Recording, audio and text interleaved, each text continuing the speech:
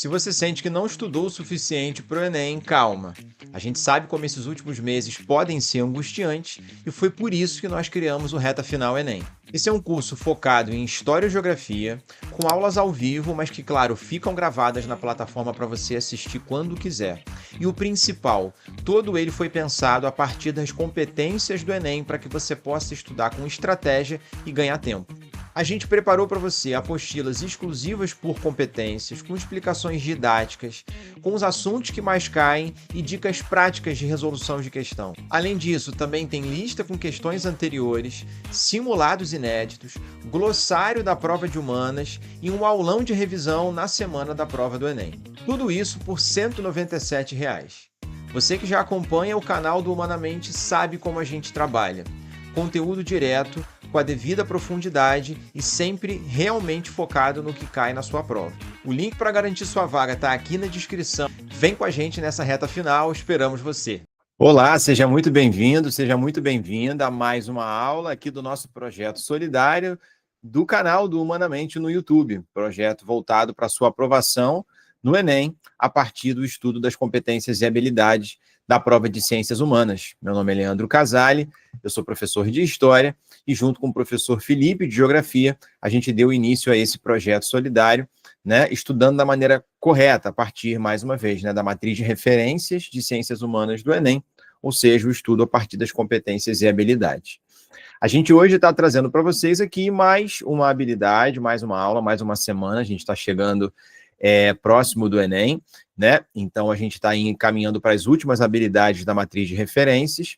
A cada habilidade nós tivemos uma aula, né? São 30 aulas no total, e a gente está hoje na nossa aula de número 22, a habilidade de número 22 da competência de número 5. Eu vou compartilhar a minha tela com vocês para a gente dar início, e enquanto isso, gostaria de dar aqueles recados básicos mais uma vez, né? Nós temos um grupo no WhatsApp, onde você pode ter contato diretamente com a gente, tirar dúvidas, um grupo gratuito. O link para esse grupo está na descrição desse vídeo aqui embaixo. Ok? Opa, peraí. Pronto, agora eu tirei o som. Já tinha tirado, mas não sei porque que ele ainda assim manteve. O link, né, para o nosso grupo do WhatsApp está disponível para vocês aí na descrição desse vídeo, beleza? Assim como o link para essa lista da aula de hoje de questões, assim como todas as listas anteriores que a gente vem fazendo, estão disponíveis no link da descrição aqui do vídeo, então acessa aí. A gente pede também aquela moral para que você ajude o nosso projeto, dando um like nesse vídeo, né, curtindo, compartilhando. Se você ainda não é inscrito, se inscreve no nosso canal para ficar por dentro de cada novidade, de cada aula sendo publicada aqui. Segue as nossas redes sociais, né, o perfil do Humanamente, @humanamente.enem, lá no Instagram. Tem as nossas próprias redes sociais, né, do Instagram, a minha, @professor Casali, a do professor Felipe, né, @gelcomperes. Tudo isso também está lá, está disponível na descrição desse vídeo aqui. E a gente espera vocês no nosso grupo do WhatsApp, para que vocês possam interagir com a gente, tirar dúvidas. A gente ali está sempre produzindo conteúdo também, enviando conteúdos que são interessantes e que a gente considera pertinentes para vocês, tá? E ajudem a gente aqui com a nossa meta de chegar ao número de 500 inscritos no nosso canal, né? A gente está próximo, aí mais ou menos próximo de bater essa meta. A gente agradece todo mundo que se inscreveu até aqui, que vem curtindo, compartilhando os vídeos, compartilhando esse projeto. A gente quer que chegue no maior número de pessoas possível para tentar ajudar vocês da melhor forma, tá bom? Mas vamos lá, vou compartilhar a minha tela, finalmente, para a gente poder já começar, de fato, essa habilidade de número 22. Está aparecendo aí já, espera aí. Acho que agora foi, né? Está aparecendo aí para vocês? Sim, acho que está aparecendo. Beleza, beleza, show de bola. Foi uma pergunta retórica, né? Porque como essa aula é gravada, vocês não têm como responder ao vivo. É mania de professor, tá, galera? Mas vamos lá. Temos aí, ó, habilidade de número 22, analisar as lutas sociais e conquistas obtidas no que se refere às mudanças nas legislações ou nas políticas públicas. E aí, reparem, né? Vamos já acionar a nossa canetinha aqui. Ele está falando de análise, olha o verbo principal, analisar, né? Sempre do ponto de vista crítico, ok? Ou seja, não é só decorar, memorizar, como a gente vem falando desde a nossa primeira aula aqui, né? O Enem não é um vestibular conteudista, o que não significa dizer que o conteúdo não seja importante. Ele tem conteúdo, mas não é conteudista. O conteúdo ele está sempre em diálogo com as habilidades e competências. Então, analisar é um verbo muito importante, né? Porque demanda um pensamento crítico, que é o que a prova exige de você o tempo todo, tá? Analisar as lutas sociais e conquistas obtidas no que se refere às mudanças nas legislações. E ele fala de lutas sociais e fala de legislações. Ele está falando nessa habilidade, gente, de movimentos sociais. Esse é um conceito essencial para essa habilidade. Nós já vimos aqui uma outra habilidade que trabalha também, né, os movimentos sociais, só que essa aqui quer que você analise essas lutas e as mudanças nas legislações. Então, você vai observar, por exemplo, questões que podem cobrar constituições da história do Brasil, onde direitos foram ampliados. Por exemplo, saber características da Constituição de 88, que é a nossa Constituição atual, apelidada de Constituição Cidadã, não é à toa, aliás, cidadania é um conceito fundamental para a prova de vocês, especialmente para essa competência que a gente vem abordando, né, que é a competência de número 5.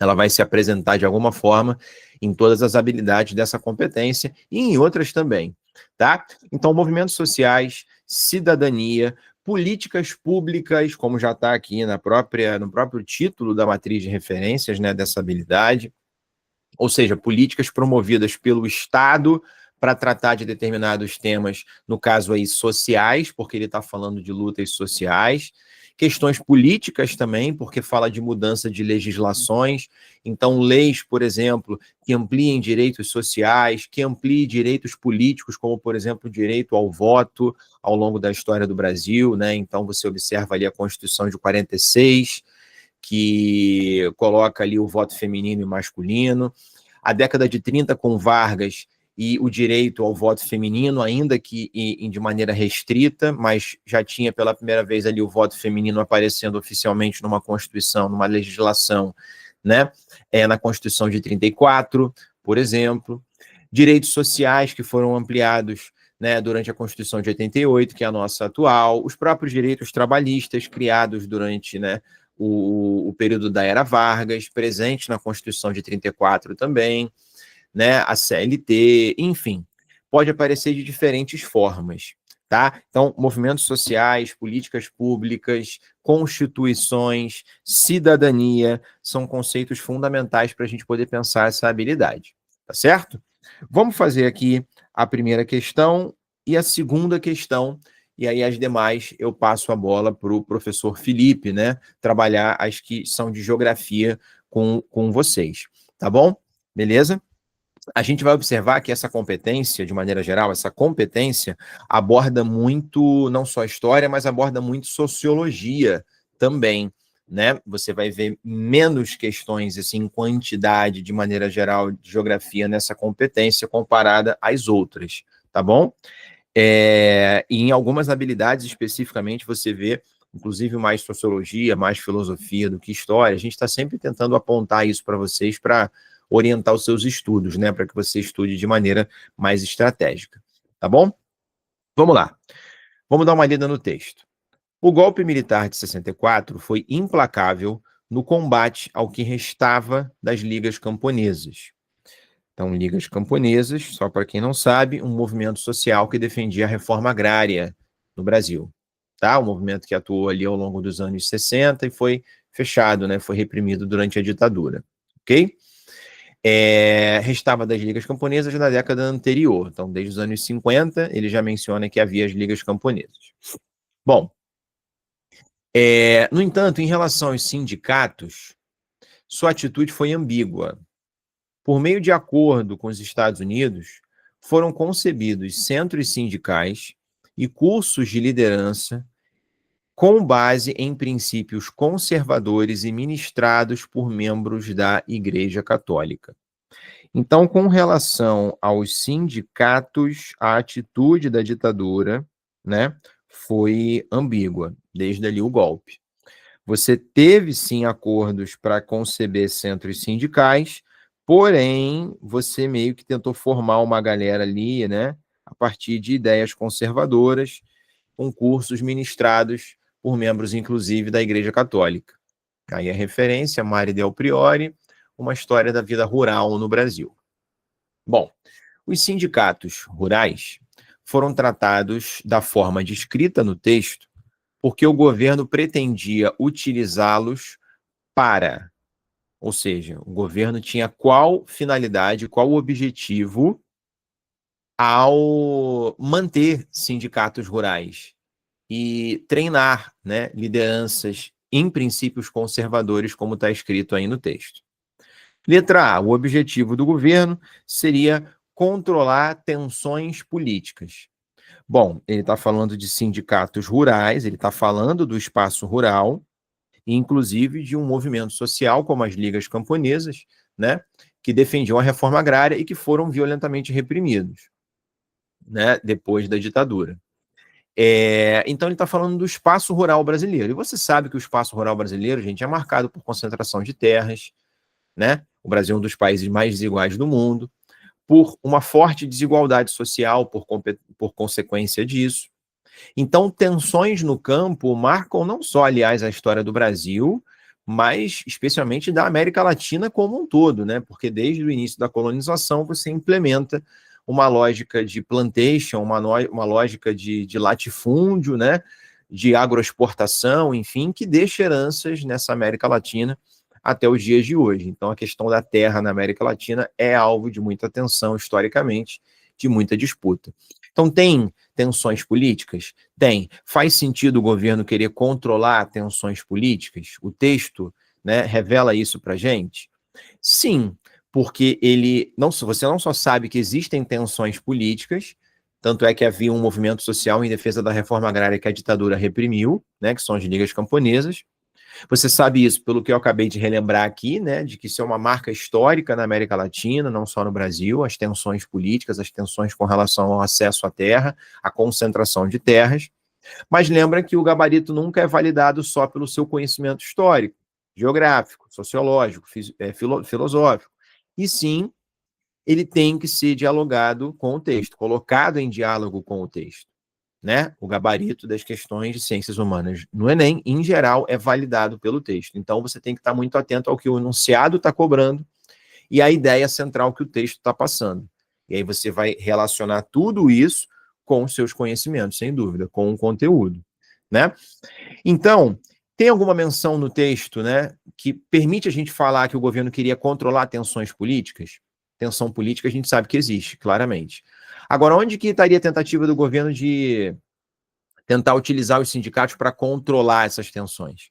Pô, quando ele fala aqui que os sindicatos foram concebidos, né, alguns sindicatos foram concebidos e criados a partir da formação de lideranças com bases em princípios conservadores, com cursos ministrados por membros da Igreja Católica, ou seja, o governo deixou sindicatos existirem e tentou formar lideranças sindicais conservadoras.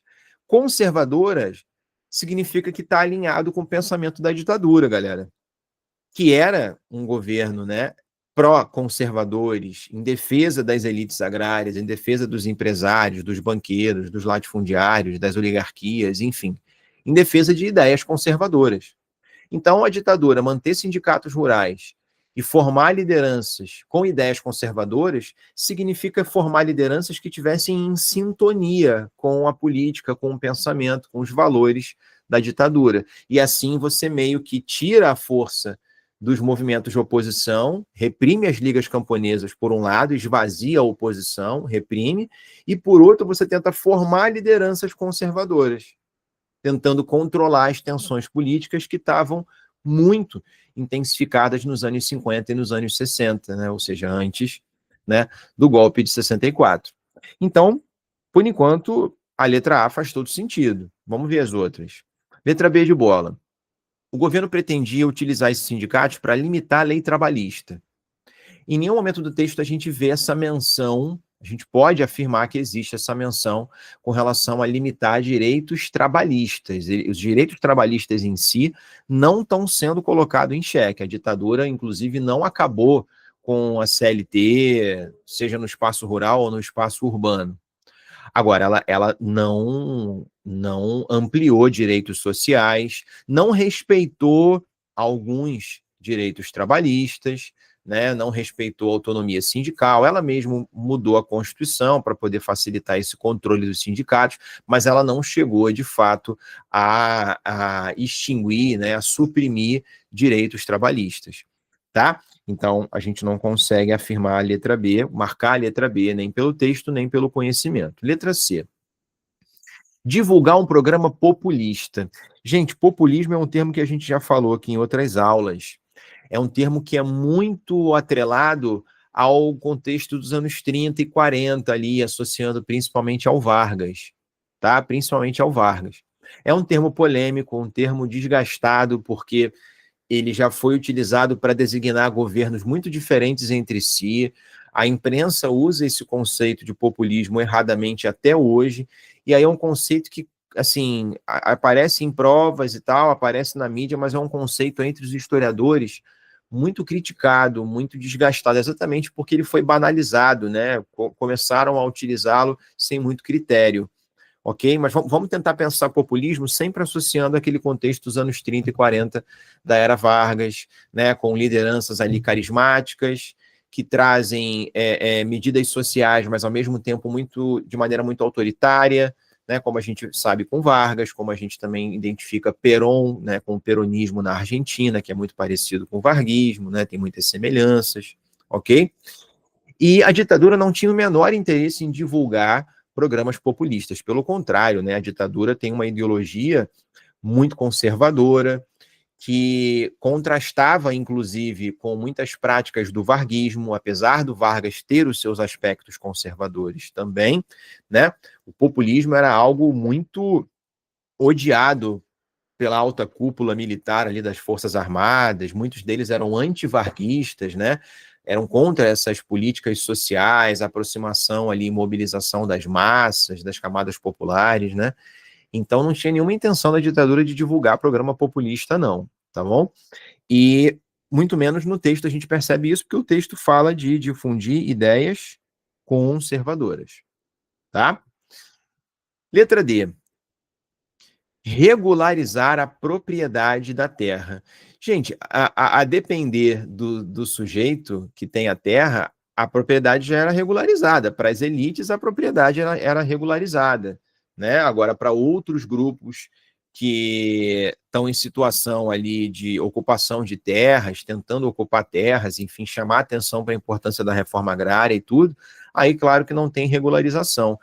Mas o enunciado fala, né? Os sindicatos, naquele momento, naquele contexto, foram tratados da forma descrita no texto, porque o governo pretendia utilizá-los para regularizar a propriedade da terra? Claro que não. A propriedade da terra já era regularizada para quem a tinha, e para quem não a tinha, o governo queria que assim continuasse, porque a ditadura defende, né, a elite agrária, os latifundiários, ideias conservadoras. Então não tem nenhuma menção aí com relação à regularização de propriedade nem nada. Os sindicatos eles estão ali formando lideranças conservadoras para tentar estimular ideias conservadoras, difundir ideias conservadoras entre os integrantes dos sindicatos. Ou seja, é esvaziar qualquer ideia de reforma agrária, de ampliação do acesso à terra ou da regularização, né, para o povo do acesso à terra, tá? Então a gente também corta a letra D de dado. A letra E, estimular a oferta de mão de obra. Nem tem uma relação entre uma coisa e outra. Você formar sindicatos rurais para estimular a oferta de mão de obra. Não está no campo da oferta, né, da economia, da demanda, enfim, por mão de obra. Não, a discussão é muito mais sobre uma questão ideológica, tá? A ditadura quer formar lideranças sindicais conservadoras para difundir, para espalhar ideias conservadoras. Ideias que não falem, repito, de reforma agrária, que não questionem a desigualdade, que deixem as coisas conservadas, mais ou menos como elas estão. As elites com as terras, a maior parte né, da população camponesa sem terras e trabalhando para essas elites, basicamente. Tá? Oferta de mão de obra no campo do Brasil não era um problema. Ok, gente? Então, de fato, o nosso gabarito aí na primeira questão, letra A. Tranquilo? Ok? Se tiver dúvidas, pode comentar aqui embaixo. Ou, melhor ainda, você pode entrar lá no nosso grupo do WhatsApp que está na descrição desse vídeo. Tá bom? É só clicar aqui embaixo. Beleza? Fala lá com a gente. Vamos, então, para a questão de número 2. Deixa eu só tomar uma água. Vamos lá. A diversão é o prolongamento do trabalho sob o capitalismo tardio. Uma frase bem importante, marcante, né? A diversão é o prolongamento do trabalho. Então, será que é diversão mesmo? Né? Enfim, vamos ver. Ela é procurada por quem quer escapar ao processo de trabalho mecanizado para se pôr de novo, olha só, em condições de enfrentá-lo. Então, até na hora de descansar, você está pensando em descansar para voltar para o trabalho. Será que isso é um descanso de fato? Será que você está se desligando realmente do trabalho, né? Ó, mas ao mesmo tempo, a mecanização atingiu um tal poderio sobre a pessoa em seu lazer, poderio sobre a pessoa em seu lazer e sobre sua felicidade, ela determina tão profundamente a fabricação das mercadorias destinadas à diversão que essa pessoa não pode mais perceber outra coisa senão as cópias que reproduzem o próprio processo de trabalho.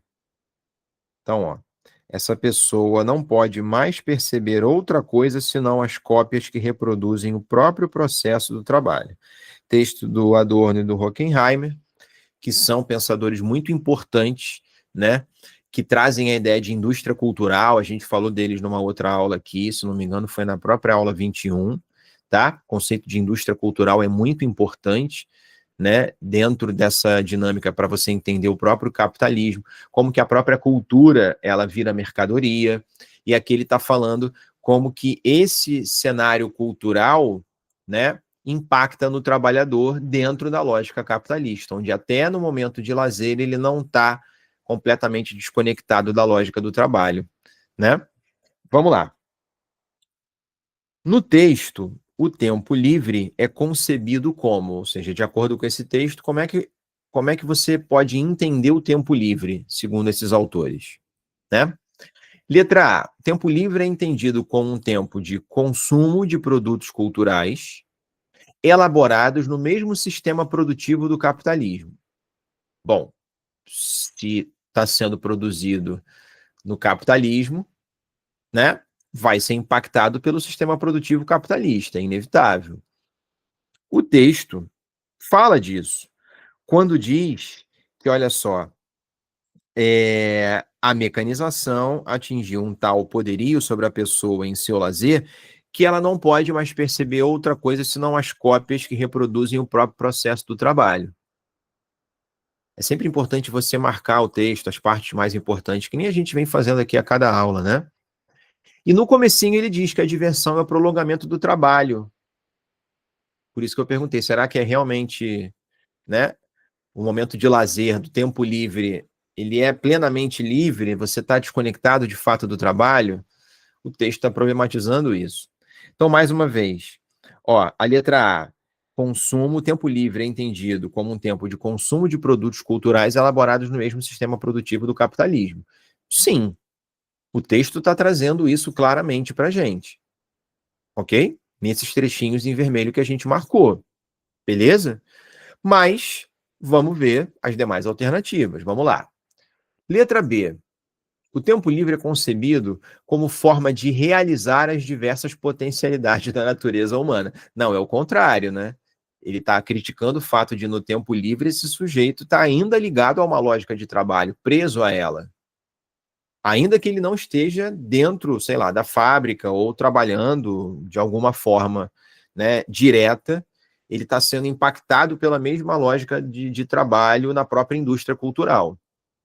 Letra C. O tempo livre é concebido como uma alternativa para equilibrar tensões psicológicas do dia a dia. Equilibrar tensões psicológicas. Pô, o texto está mostrando como que é trabalho, trabalho, trabalho o tempo todo, inclusive no momento onde esse cara não está trabalhando, mas a lógica do trabalho ainda se faz presente na própria dinâmica cultural. Então não está muito bem focando em equilibrar tensões psicológicas do dia a dia. Pelo contrário, não é à toa que você vê o trabalhador cada vez mais sobrecarregado, né? Não só na época em que eles escreveram esse texto, mas nos dias atuais também. Letra D. O tempo livre é concebido como um tempo de promoção da satisfação de necessidades artificiais, como se o texto estivesse dizendo que o tempo livre ele é entendido para satisfazer as necessidades artificiais. Por mais, gente, que o texto fale da cultura, indústria cultural, mercantilização da cultura, a lógica da mecanização na própria cultura, no consumo e tudo, ele não está falando no texto que o tempo ele é para satisfazer necessidades artificiais. Em nenhum momento a necessidade do trabalhador, ainda que artificiais, como ele está dizendo, em nenhum momento do texto a gente pode identificar que esse tempo livre, de acordo com esses autores, é entendido dessa forma, para satisfazer as necessidades desse trabalhador, artificiais ou não. Ok? Por mais que a gente possa identificar, né, uma certa artificialidade em muitos desejos desse trabalhador, não é isso que o texto está focando. O tempo livre não está sendo entendido no texto como um tempo para satisfazer necessidades do trabalhador. Pelo contrário, né? Ó, a diversão é o prolongamento do trabalho. Ele está descansando para se pôr de novo em condições de trabalhar, de enfrentar, né, a dinâmica do trabalho.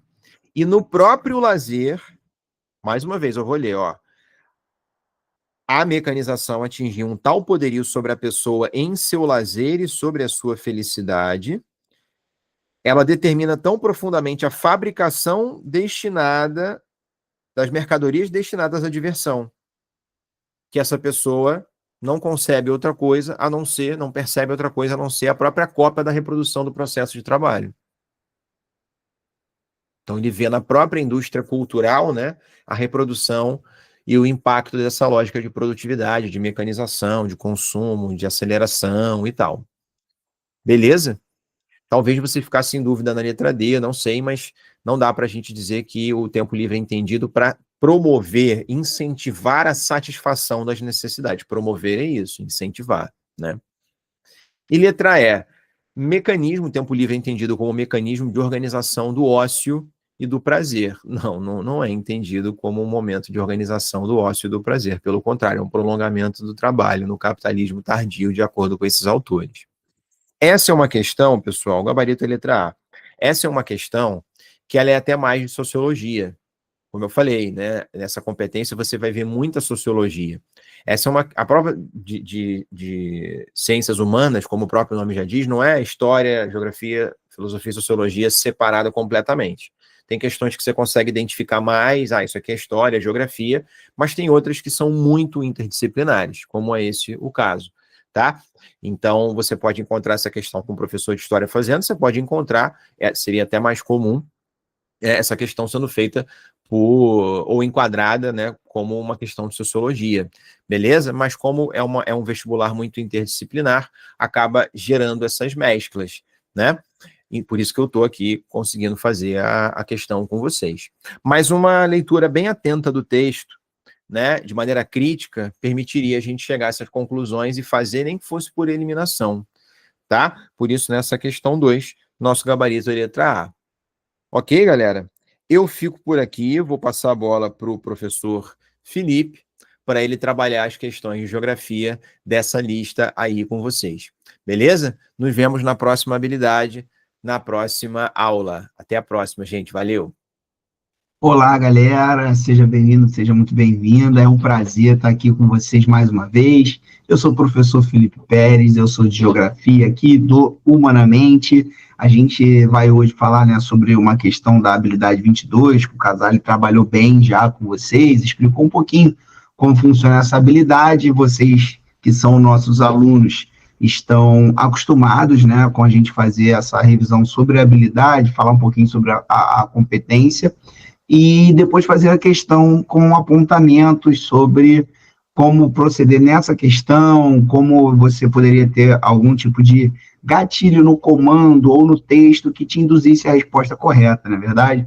Então, se você está chegando agora, esse é o objetivo do nosso projeto, é poder, além de democratizar o ensino, chegar o mais longe possível com uma educação de qualidade, também é ajudar você a conseguir resolver questões do Enem usando as habilidades a seu favor, né? Adquirindo a habilidade de resolver questões por habilidade, beleza? Então, dando continuidade aqui a essa lista, né? Lembrando que você vai encontrar a nossa lista aqui na playlist, com gabarito comentado, tem o link para você entrar no nosso grupo no WhatsApp, para você fazer parte do nosso projeto Reta Final, que ainda dá tempo, a gente está fazendo um trabalho incrível, né, com a galera nessa reta final, de trabalhar também as competências e as habilidades, de fazer simulado, de mandar conteúdo no grupo exclusivo. Então, vem com a gente, tá? Você também, através do QR Code que aparece lá no material também, você consegue acessar e ter essa preparação maravilhosa. Então, vamos lá, deixa eu compartilhar com vocês aqui a lista. Eu fechei aqui sem querer, um segundinho, galera. Só para eu abrir aqui novamente, que eu fui fechar uma aba do arquivo e fechei outra.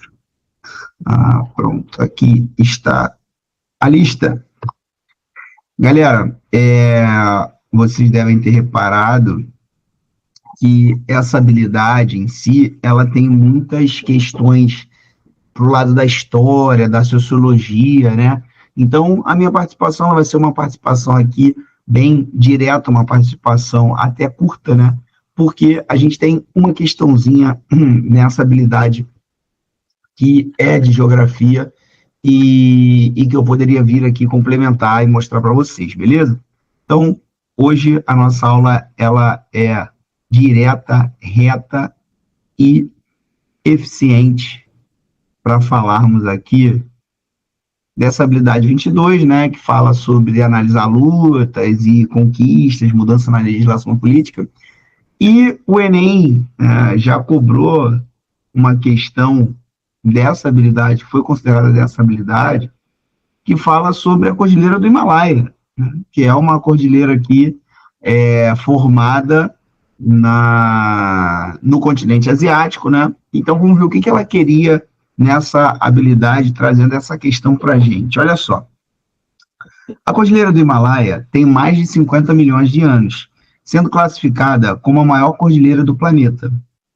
Originário da língua sânscrito, comum na região, seu nome quer dizer morada da neve.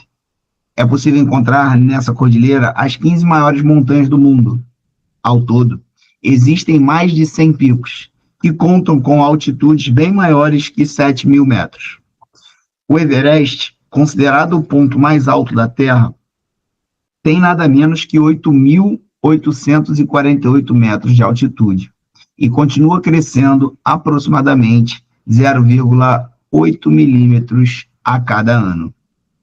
Bom, então ele contou aqui para a gente a história do Himalaia, do Everest, né, do nome e tal.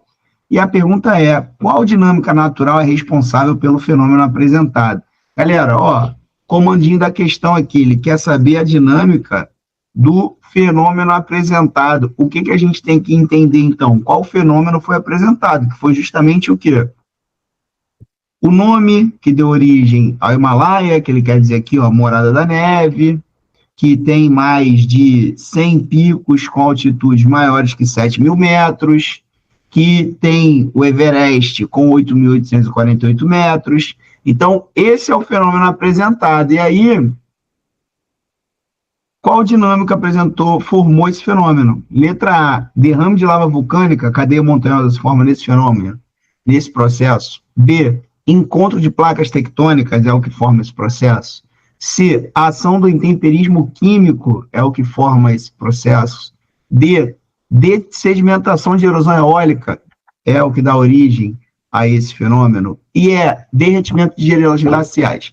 Galera, aqui a gente tinha que usar ali o comando para entender o que ele estava pedindo quando ele se refere no fenômeno apresentado. A gente tem que voltar no texto e entender o fenômeno. A gente fez isso.